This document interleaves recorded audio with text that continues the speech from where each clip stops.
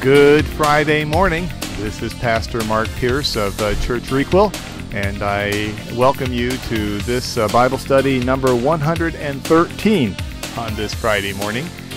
Yesterday we talked about the ideal of marriage that God has. Today we want to talk about the reality of divorce. But before we get to that, let me just tell you a little bit about where I am. This is the what's known as the B&O Bike Trail. It's very near my home. It's a 16-mile stretch of bicycle path. At one time, it was a railroad line, and about 10 years or so ago, they converted this from a railroad to a bike trail and walking path. So it's really quite a bit of fun, and I spend a lot of time down here taking the walk. This is one of my very favorite places. What you see here is a bog. Over the last 10 to 12 years, I have seen this place be absolutely parched dry. I mean, like not a drop of water in it. And here, of course, we've had quite a bit of rain over this spring, and you can see the place is completely filled up and is quite beautiful. Well, let's get to our Bible study, shall we? Yesterday we considered the ideal view of marriage that God gave to the Jewish people. In Genesis, he talked about the two becoming one flesh. In Proverbs, we hear about that we are to rejoice in the wife of our youth. In Malachi, we read God's voice as saying, "I hate divorce." This very much contrasted with the reality of life in the first century. The Roman, the Greeks, marriage was practically at an end.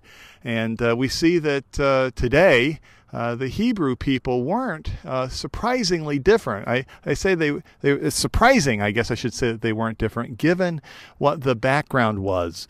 Very similar, I might say, to America today and to our background. So to get to this, let's take a look at our scripture passage, which is Matthew chapter 5, verses 31 and 32. It was also said, "Whoever divorces his wife, let him give her a certificate of divorce. But I say to you that everyone who divorces his wife, except on the ground of sexual immorality, makes her commit adultery. And whoever marries a divorced woman commits adultery."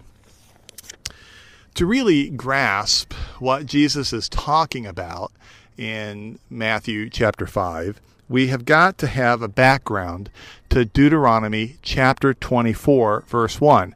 Now, you might remember I asked you to take a look at this passage as your homework assignment for today.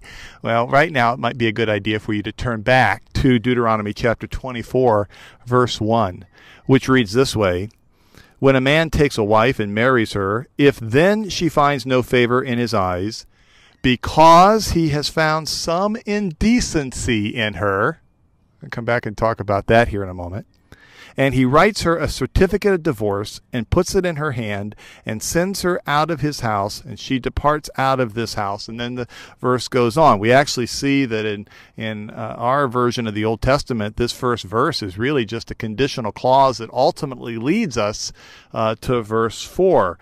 That says that you should not then remarry the wife that you formerly divorced. We also see that this was never God's intention for people to get divorced. Jesus gives us quite an explanation of this in Matthew chapter 19. And I'm not going to go there now because I want to save that for us when we get to that particular chapter, whatever year that might be.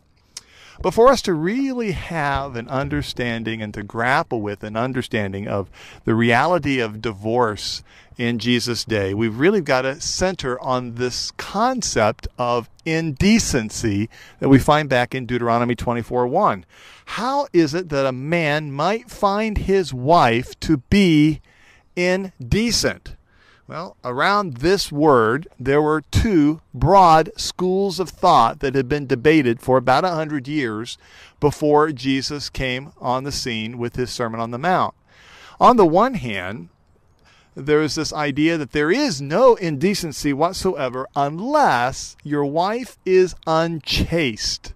And the only way in which she could be unchaste would be for her to have a sexual relationship with another man other than her husband, which of course is the very definition of adultery. But now there was another school of thought, and this, by the way, was the one that was popularly sought after by many of the people in Jesus' day. And that is to define the concept of indecency in the widest possible way. Here, for example, are just a few of the ways that indecency might have been described by Jews and Hebrews in the first century Palestine. If she was indecent if she spoiled his dinner by putting too much salt on his food. Or she could be found indecent if she went in public with her head uncovered. Or she could be found indecent if she talked with other men in the streets. She could be indecent if she spoke disrespectfully of her husband's parents in his presence, even if the parents weren't there, just to say something bad about mom or dad. If she would be indecent if she was troublesome or quarrelsome in any way. In fact, there was one rabbi, and I'm not suggesting that this was a broad thought, but just gives you some idea of the extreme. Rabbi Akiba is quoted as saying, if a husband found a woman whom he considered to be more attractive than his wife, well, then his wife would have been indecent. I don't know. Does any of this sound familiar today? I mean, here we are in America, and it seems that we do have the ability to think that we can get divorced for any and every reason. We have actually even a new word for it. We don't even call it divorce oftentimes. We have a word called disillusionment or disillusion. If we simply dissolve the marriage, if we simply both agree that we no longer wish to be married. Now, this was certainly much more one-sided in the first century. All a man had to do, and it was all the men, by the way, the women, and when I say one-sided, women didn't have much right in this regard. All a man had to do was present her with a certificate of divorce. And that actually sounds somewhat formal, like maybe you would have to go to court or something to get, but actually all that would have to happen would be that a man would write out this certificate that would say something like this: let this be from me your writ of divorce and letter of dismissal and deed of liberation, that you may marry whatever man you will. And if that piece of paper were given to a woman in the presence of just two other witnesses, she was considered to be divorced. And she could get married, according to this particular thinking, without either the man or the woman committing adultery. Well, Jesus tells us in Matthew 5, in the Sermon on the Mount, that this clearly is not what God has in mind.